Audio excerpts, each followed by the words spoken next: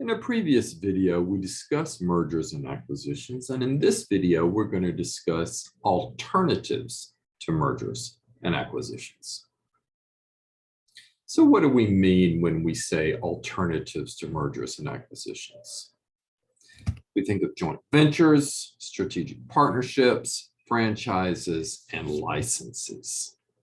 So a joint venture, what is a joint venture? It's when two or more companies come together to pool their resources to accomplish a specific project or a particular goal. So usually those parties do what? They form a separate limited being the key word, separate being the key word, a separate limited company for their project to protect the rest of their business in case the joint venture is not as successful as what they would like.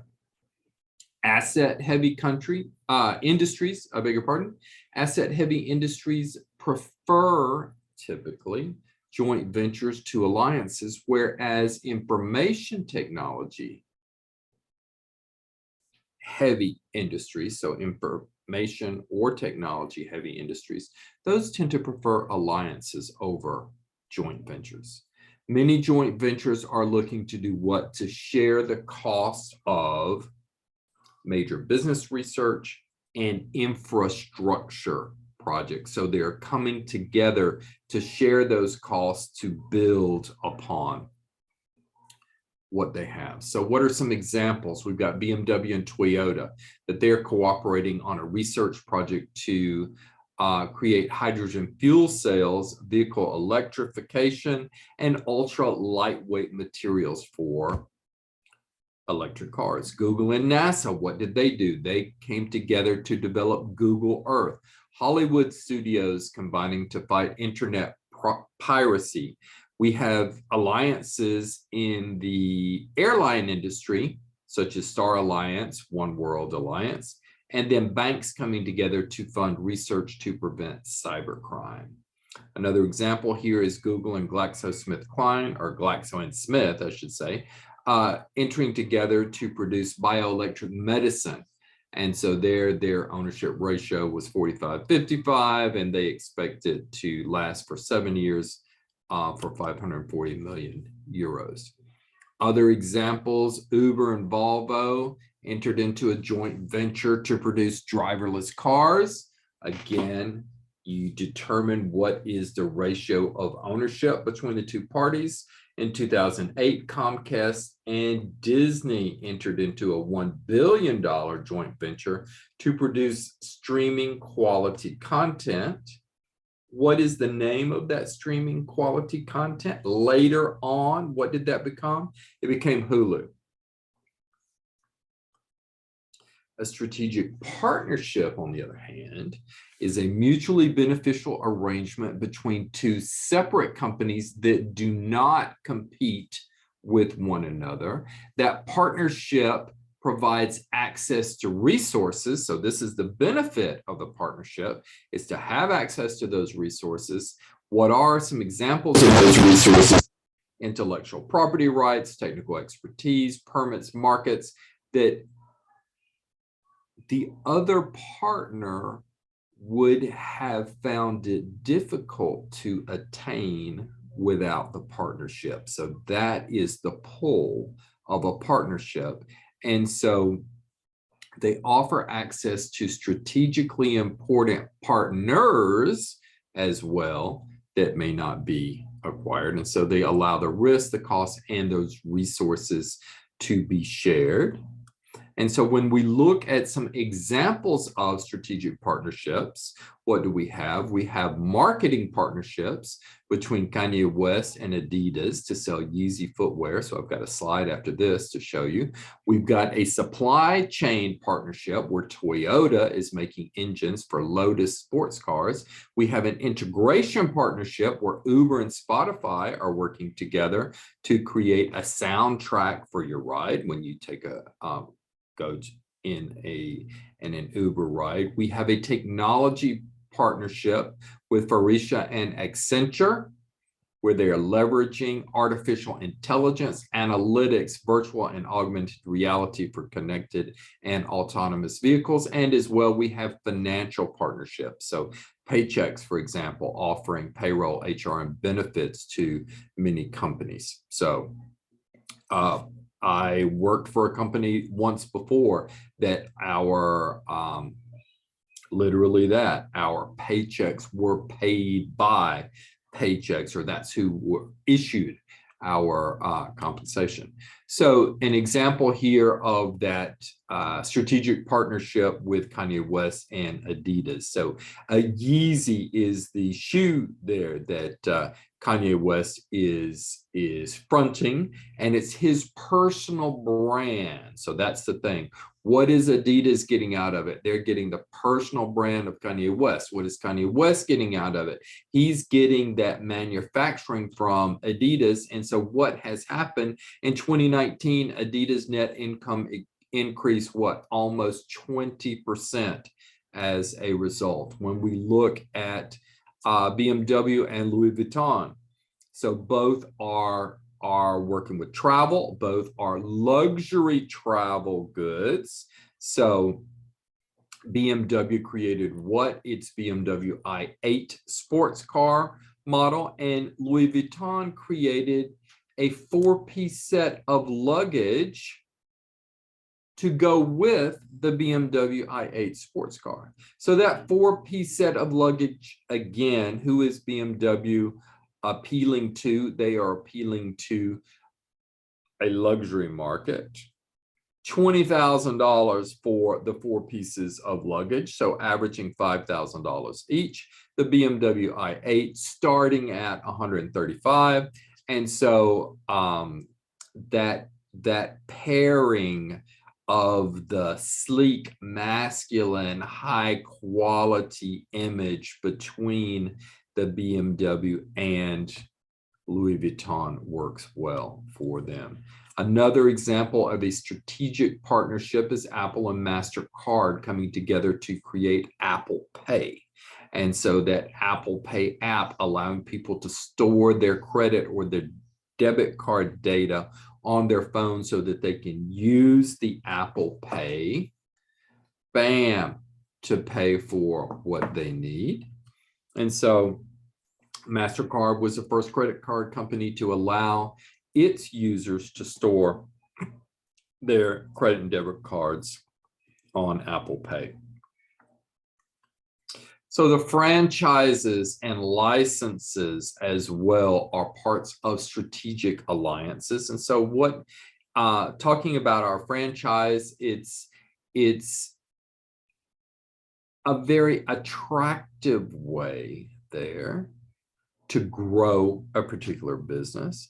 And so the franchisor or the licensor expands its business using the capital and resources of the franchisee and or licensee. However, the franchisor or licensor still retains control. So that's the key word here, the key difference here. It is retaining control over its brand, over its marketing. And so some examples there: McDonald's, Subway, 7-Eleven, Dunkin' Donuts, of successful franchises.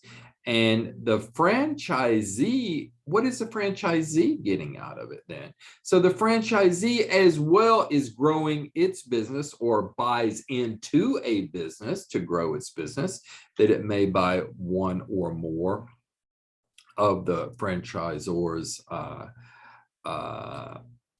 franchises, I guess. And so what does the franchisee get out of it?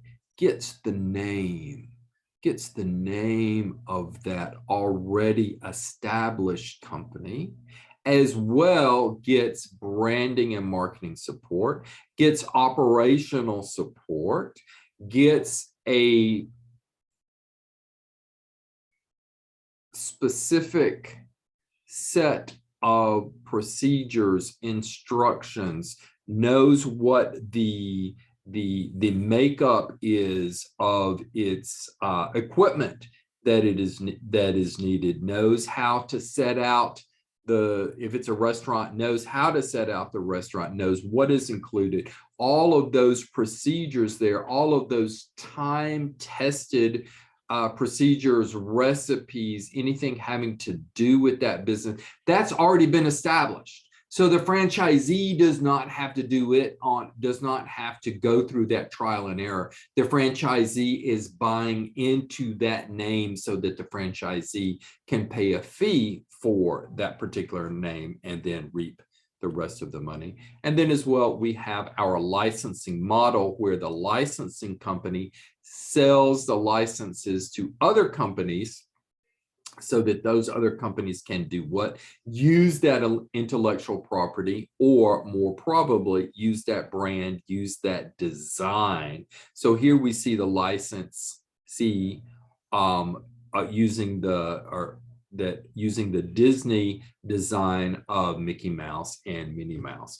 Also, these licensees oftentimes are non-exclusive, so they can be sold to various competing companies, whereas the franchisor, one of the things that the franchisor wants to do is to make sure that the franchisees are not cannibalizing the revenues of another franchisee, because the franchisor wants both of the franchisees to be successful, because the franchisee wants, the franchisor wants both franchisees to do what? To give that money. And so therefore they're more particular about the locations of each franchisee, whereas a licensing company, that licensing model, they are not as particular. It is non-exclusive.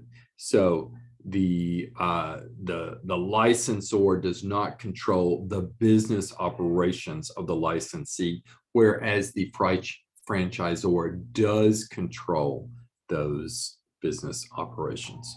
So licenses, what are some examples here? Our example of Nestle and Starbucks. And so there's a $7 billion coffee licensing deal in 2018, whereas Nestle, who is the licensee, agreed to pay $7 billion to Starbucks for the rights to sell those Starbucks products around the world. And other examples, again, being Microsoft Office, being Mickey Mouse, which we discussed just a second ago.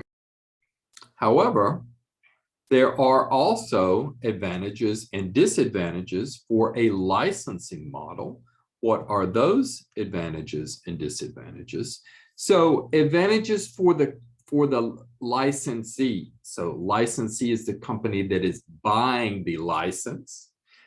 Those advantages are getting a ready-made distribution network where they are able to enter those new geographical regions, and what may be more important is a foreign market. So that distribution network, the licensee will, in the end, have a lower capital requirement, because the particular requirements for the equipment, for example, for the trials of the particular product, whatever that product happens to be able to